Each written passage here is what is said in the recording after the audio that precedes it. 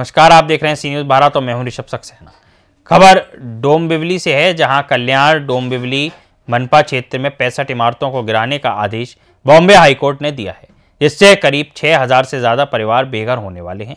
निवासियों ने शिवसेना उद्धव बाला साहेब ठाकरे गुट कल्याण जिला प्रमुख दीपेश म्हात्रे से मदद की गुहार लगाई। रविवार को दीपेश म्हात्रे ने तत्काल डोंबिवली के सर्विस हॉल में एक प्रेस कॉन्फ्रेंस लेकर सरकार पर आरोप लगाया कि 20 तारीख को विधानसभा चुनाव था और मुंबई हाईकोर्ट ने महरेरा के 65 इमारत को तोड़ने का आदेश 19 तारीख को दिया था, पर सरकार ने यह ऑर्डर जानबूझकर दबा के रखा और 24 तारीख को यह ऑर्डर बाहर निकाला है। दीपेश म्हात्रे ने पीड़ितों को न्याय दिलाने का वचन दिया है, साथ ही सरकार में बैठे महरेरा को साथ देने वाले दोषी भ्रष्टाचारियों पर भी कार्रवाई होने की मांग की है। सुनिए ये रिपोर्ट। आम्ही इथे डोंबिवलीमध्ये रहिवासी आहोत। 4 वर्षापासून आम्ही स्वामी समर्थ कॉम्प्लेक्समध्ये राहत आहोत।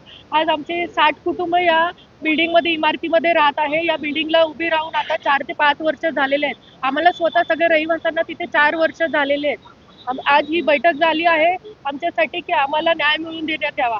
आमची सरकारकडे सुप्रीम कोर्टाकडे आमची हीच मागणी आहे की आमचे बिल्डिंग जे आहेत त्याला लीगलाइज करून देण्यात यावं, रेग्युलराइज करून देण्यात यावं, हीच आमची सरकारकडे माग आहे। आता आम्ही या परिस्थितीला जाणार कुठे? लोकांची परीक्षा चालू आहे, आमचे सिनियर सिटीजन आहेत, माझे आई वडील स्वतः हँडिकॅप आहे, मी त्यांना घेऊन जाणार कुठे? कसे वचे आम्ही लोन काढून कर्ज करून काही दागिने विकून आम्ही इथे घर घेतलं।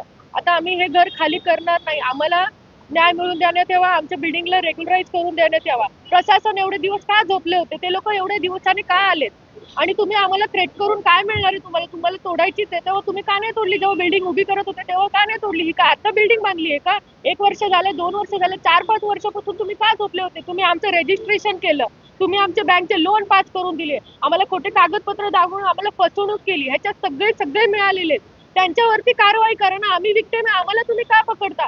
आम्हाला का पकडता? मग त्यांच्यावर पहिले कारवाई करा ना। ज्यांनी ह्या सगळ्याला अप्रूव्हल दिलं त्यांना तुम्ही का नाही पकडत आहे? आणि आमच्या ह्याच्यात काय चुकी? आम्ही जाणार कुठे जाणार?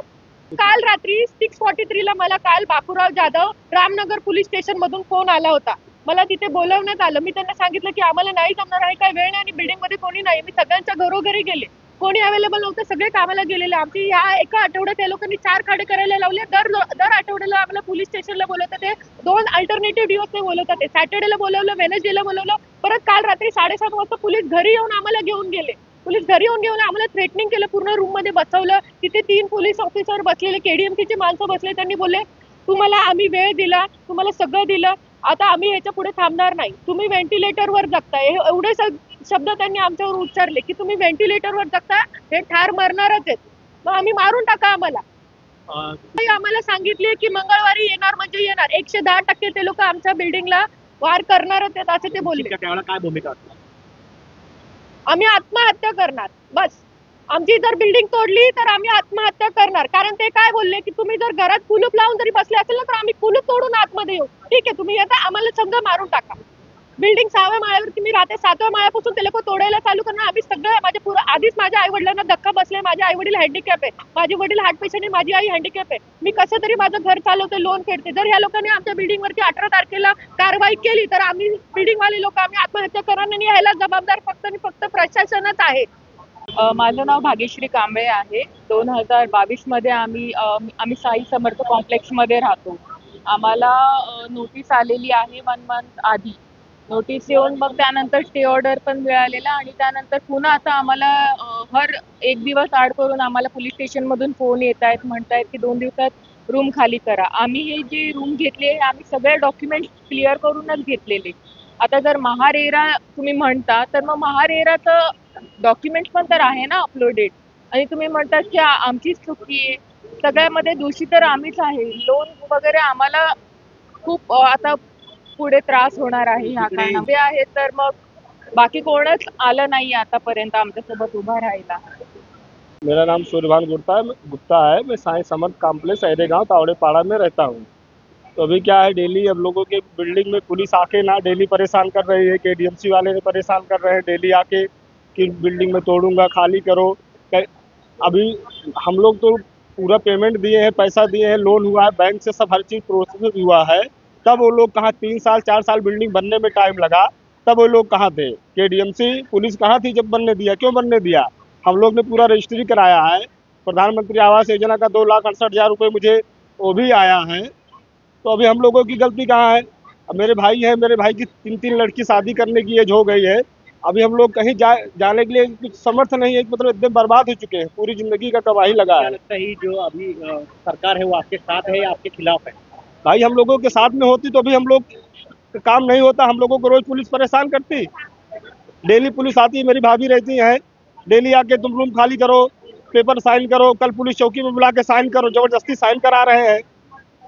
भाई हम लोगों को क्यों साइन करा रहे हो?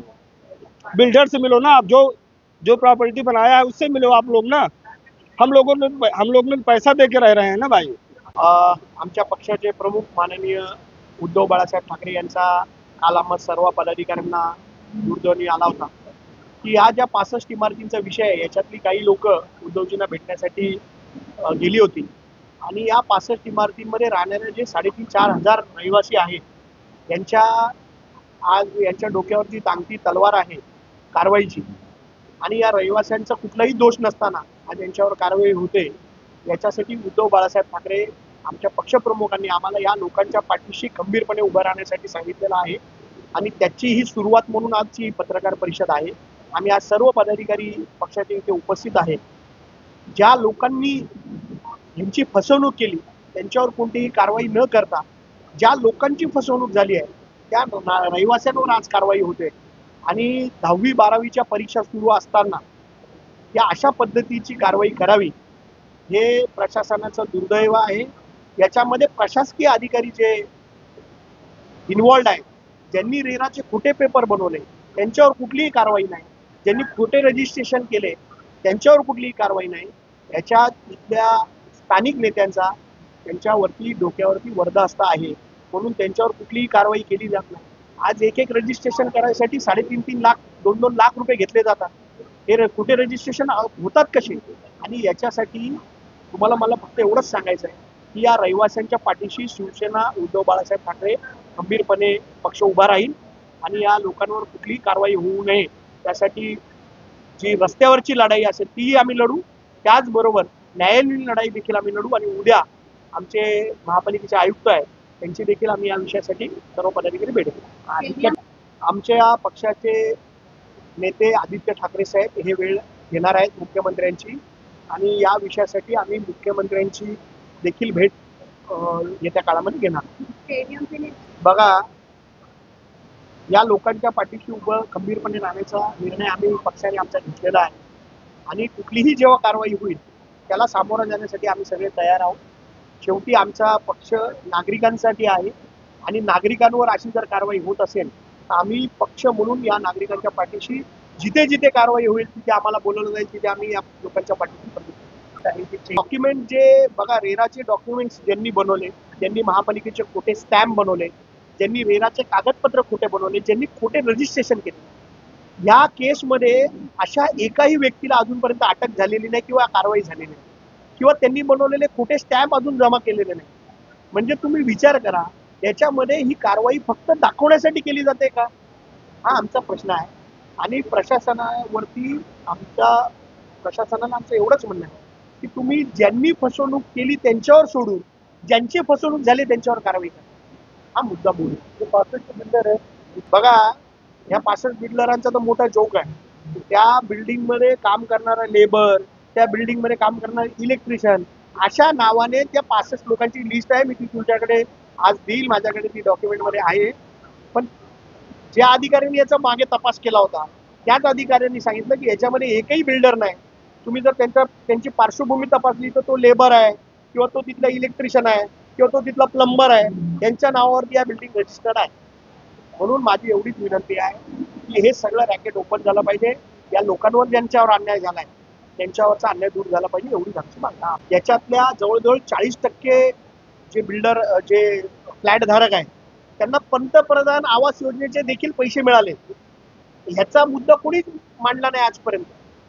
त्याचा खुलासा आज आम्ही करतोय की याच्यामध्ये पंतप्रधान आवास योजनेचे पैसे देखील मिळाले।